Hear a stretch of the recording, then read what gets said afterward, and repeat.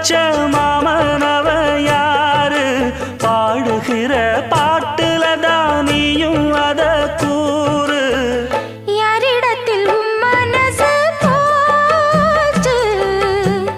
நூல போல உன் உடம்பு ஆச்சு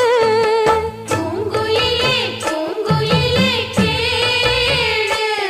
நீ பாட்டெடுத்த காரணத்தை கூறு யாரிடத்தில் உன் மனசு போச்சு நூல போல உன் உடம்பு ஆச்சு